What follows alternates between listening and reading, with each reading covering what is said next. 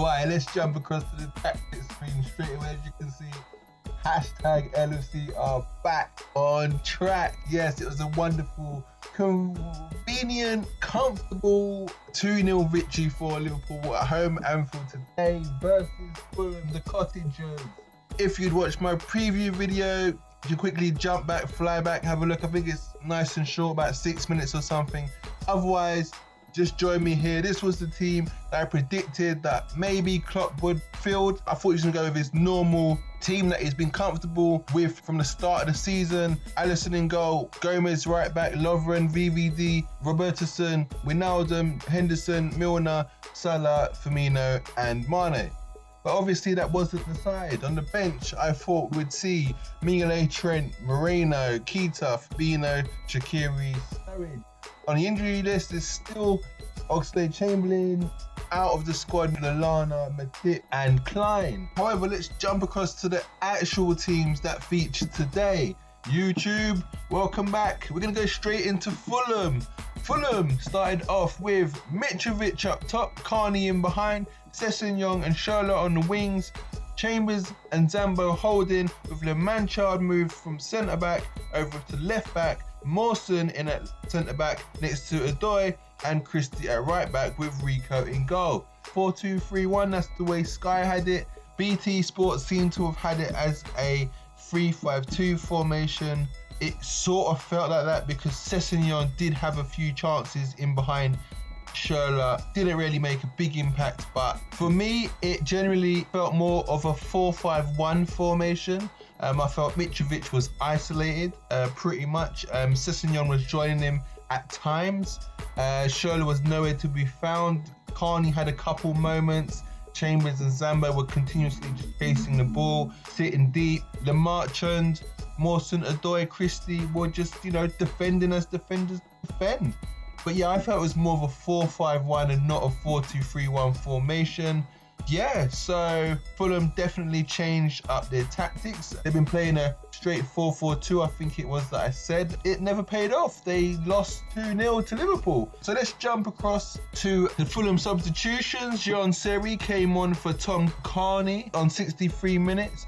Andre Schürrle departed and Luciano Vietto came on. Andre Frank Zambo Ongwesa departed on 84 minutes and was replaced by Stefan Johansson. And they was the three substitutions for Fulham that were trying to drag them back into the game but never really surfaced.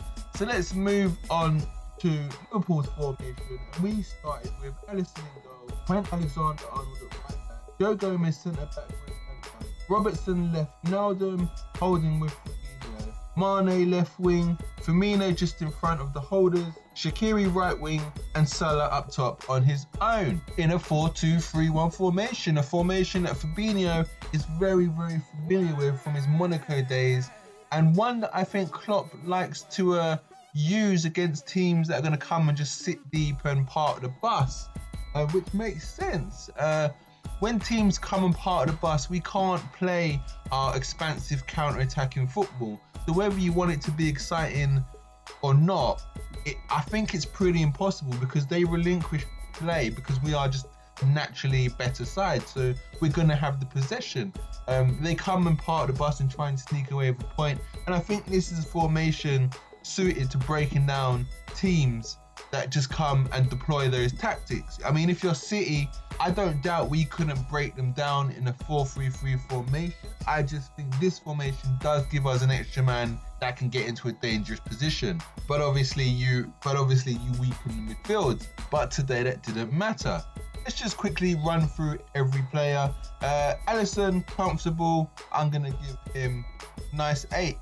Trent Alexander-Arnold, much improved. Didn't really get forward as much. I think he just kept it tight. Didn't want to commit too much. Do the easy work. Once you've found your form, maybe you can push forward in the games to come. One step at a time. Gomez seemed a little quiet this game. There was a moment when Sessegnon had that chance. He did leave Gomez for dead.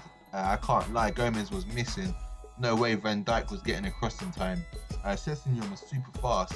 In fact, come January, if Fulham are still in the position they're in, I wouldn't mind Sessegnon coming to Liverpool, you know. I know he was linked with him season ago or last season, can't remember exactly. But yeah, just to apply a little bit of pressure on Mane. I think he could be really, really dangerous for us, you know.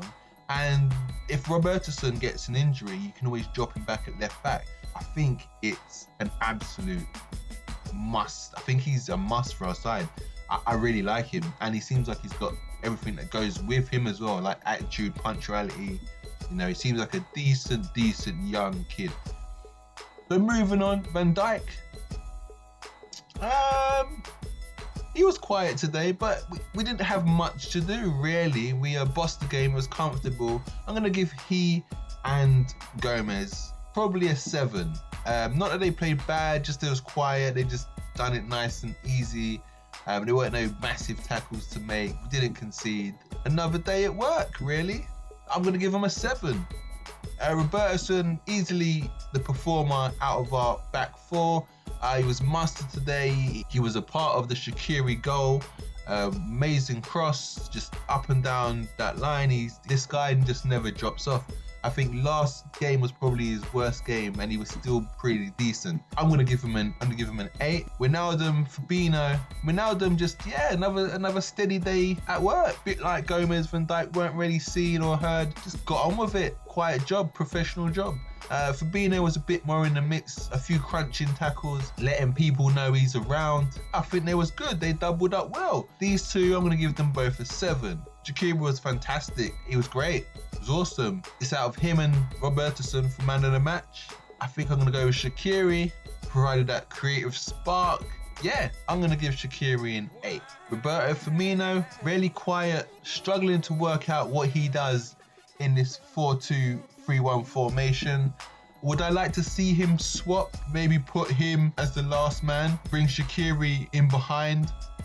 Maybe see Mo swap with Firmino and then Shaqiri swap with Mo, just so it's a bit more like this. What do you guys think? The only thing you lack is when we scored on the counter-attack with Mo, that would have been Firmino, and Firmino wouldn't have been as quick as Mo and wouldn't have been able to finish the counter-attack off. That is the benefit you have when Mo is playing in a 4-2-3-1 as the last man. However, I think what I would much rather see is I would like to see Shaqiri in that position he is in now. Maybe something like this with Mane as our main striker and Firmino out on the left. The only thing is, I think it's not as the coordination isn't right with that setup because Firmino's best position isn't the left. Maybe something like this could be better. And I think that Shaqiri is versatile enough to be able to play on the left and then Mo Salah on the right with Mane up top and Firmino just in behind. Reason why I say this is because I think out of those 4 attackers, control, dribbling, and I think awareness to find the pass and through balls, etc., I think those 3 are better than Mane. I think Mane can mess up a cross or a bad control, or he's not great with his back to goal, Mane, where I think the others are a bit better. Also, Shaqiri, Firmino and Salah have great link-up play. I think there's times when Mane isn't on the same wavelength. He's just a little bit more messy. He's not as sharp and precise as those 3 are. So I think him as the out-and-out striker would make the front 3 more smooth and blend more smoothly and pass better between them. He's also the fastest out of those 3. Anybody tells me that Salah off the ball is faster than Mane, you're nuts, you're bonkers. Maybe he's faster dribbling with the ball, but he ain't fast. Mane is the fastest in the team. When Mane runs, Mane is fast. I don't even think he actually runs his fastest more time. But just lately he's gone off form and he's a bit missing. He's not in tune with the rest of the other 3 in terms of the little passes. And when you see the little combination passes, Mane's not really involved. Have a look at the games. Watch moments like that. When you see them, he's not really involved. And it's quite worrying. And this is why he's kind of not in the scoring. Like today, Salah and Shaqiri, the link-up play. They both scored. It's logic. It's making sense. You can see it. But Mane, in games like this, Mane needs an open game to be effective. where we're having to defend, and then he gets the breakaway, he can be effective. But in closed games like this, I'm not sure he really is the right man for the job, because there's nothing to work with. He's a space player. He needs that space to use his speed. He's not a tight spaced type player. So yeah, I think this formation, the way it's set up now, could benefit Mane, with keeping Shaqiri in the side and Salah in his normal natural position, as well as Firmino in keeping the midfield nice, strong and physical. I think if you used to drop Shaqiri in the midfield and Firmino wide, Shaqiri lacks a little bit of physicality and maybe fitness, and at the same time Firmino lacks speed out on the wing and guile and a little bit of direct skill, directness or counter-attacking ability like what Mane would bring you. So I think this, if we're going to play any other type of 4-2-3-1 with the front four, this would be the way. But obviously Klopp does prefer this version of the 4-2-3-1 with Shaqiri right wing, Mane left wing and Salah up top on his own. I prefer Salah wide right personally. I just think he can get in behind left backs or wing backs and he can create from that area. Whereas when he's central, he's always got two big strikers, and I don't know, I kind of feel like he's relying on bits and pieces or bad error or judgment or a counter attack, or even the goal against Fulham, it came from wide, where he drifted wide. So because he's used to playing there. When you play him central, it's a whole different dynamic for him. He's not familiar with it, and to do it in the season you're trying to chase the title in, I don't really understand it. So back to our ratings. Firmino, the quiet game, I'm going to give him a 7. Mane, I'm afraid I'm going to have to give him a 6. I didn't really think there was much of him. Shaqiri got an 8, and Mo Salah, I think he was good, scored his goal. I'm also going to give him a 7. Yeah, so the team was back on track, I would say. It wasn't a phenomenal performance. In terms of goal difference, everyone's talking about trying to catch City's goal difference and we need to score more goals. I can't see it. I don't think so, guys. I mean, unless they start tailing off towards the end of the season when games come thick and fast and they get a couple injuries, because it's going to happen. They're in all the competitions. I mean, they've got a good squad, but I think their first team is phenomenal. And I think any change, I think if you take out one of the Silvers and you've not got De Bruyne, I think makes a huge difference. So they've got a lot of games to get through, and we'll just see injuries, etc., etc., etc., how it will take their toll on City, and maybe they will start to not score so many. Also, when you're beating teams 5 and 6-0 week in, week out, don't think that scoring 6 goals doesn't take up energy. Moving the ball, playing football and scoring that many goals, it does drain your energy. So that will be interesting. If you're talking about Liverpool trying to take them on for goals last season, maybe yes. This season, I don't think we're anywhere near the goals for business. So I think we can forget about beating them. It's up to City to lose it. I think winning on goal difference is out of our hands, and right until now it's gone. Can forget about it. All we got to do is hope that City, it isn't equal points at the end of the season, and either City win it or we win it, because I'm telling you from now, we're not going to make up this goal difference. So if it is level, they're going to win it. And yeah, for me, it's about getting ahead on points if we're going to see this title come back to Anfield. End of story. So all this goal difference talk and wanting goals, guys, leave it out. Just forget about it. Let's just accept the 3 points and hope that, City trail off somehow and we slowly start gaining.